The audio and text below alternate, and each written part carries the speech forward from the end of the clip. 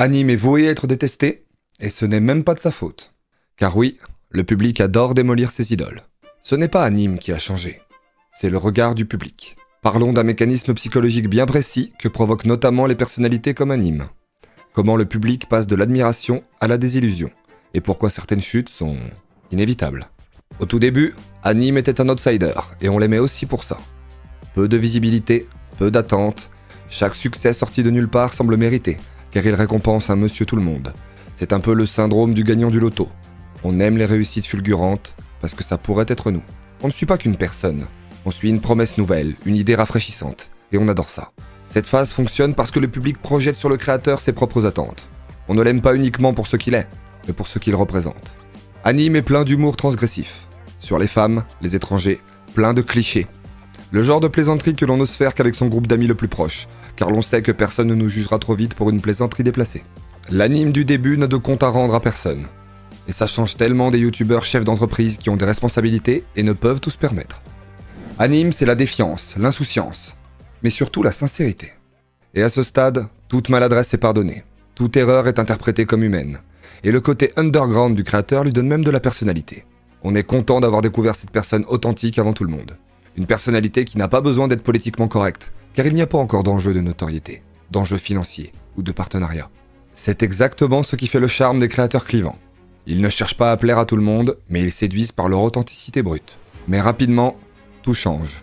Une personnalité aussi entière, ça plaît, donc ça marche très vite et très fort. Plus de streams, plus de vidéos, plus de prises de parole, et surtout plus d'archives disponibles. Le public commence à accumuler des données, ce que le créateur dit, comment il l'a dit, à quelle fréquence il le dit. Et c'est là que la fatigue et la saturation s'installent. Ce qui était mystérieux devient répétitif. Ce qui était charmant devient prévisible. Comment lui en vouloir ? Dur de se réinventer à chaque stream, hein ? Et ce serait surtout hypocrite. Ce que n'est pas Anime. Alors il garde son cap initial. Mais chaque détail est désormais analysable, chaque silence interprété, chaque plaisanterie jugée. Le public commence à voir des erreurs là où il n'y en avait pas, et la tension monte. Le créateur est devenu trop connu, trop exposé, et on ne lui pardonne plus son humour noir, ses plaisanteries graveleuses, car il a maintenant une portée trop grande pour être négligé. Le problème d'Anime, ce n'est pas ce qu'il dit, c'est qu'il le dit encore. À partir d'un certain point, chaque action devient interprétable. Et le public ne cherche plus à comprendre, il cherche à confirmer un malaise déjà ressenti, à justifier une inquiétude ou un sentiment de trahison. Ce qui était perçu comme du courage ou de l'audace devient de l'arrogance. Ce qui fascinait devient irritant. Et c'est à ce moment précis que la chute commence à se dessiner. Même si le créateur n'a objectivement rien raté, ce qui a fait son succès va entraîner sa perte. Anime n'est pas en train de tomber, il est en train de payer le prix de sa réussite fulgurante. Voici le point le plus important, la chute n'est pas causée par une erreur. Elle est causée par une attente impossible de la part du public. Le public veut que le créateur évolue, sans perdre en authenticité. Qu'il parle, sans jamais se tromper. Qu'il soit humain, sans jamais montrer de défauts. Dans ce contexte, même les polémiques mineures prennent une ampleur démesurée. Même les maladresses sont amplifiées et interprétées. La désillusion est soudaine et pour le concerné, incompréhensible. Pourtant, les mêmes personnes qui reprochent à Anime d'être resté trop blagueur sur des sujets sérieux, et donc trop lui-même, l'auraient certainement attaqué s'il était devenu trop consensuel comme d'autres youtubeurs millionnaires avant lui. C'est le problème des personnalités clivantes. C'est mécanique. Plus elles durent, plus elles accumulent de jugements. Amine m'a tué en a fait les frais, mais ce phénomène ne touche pas tous les créateurs de la même manière. Quand la notoriété grandit lentement de façon continue, le public a le temps d'intégrer les changements. Squeezie a eu des années pour se transformer sans rupture brutale avec son audience, sans sentiment de trahison et sans essoufflement. A l'inverse, chez des figures très clivantes à croissance rapide, chaque archive devient une future accusation.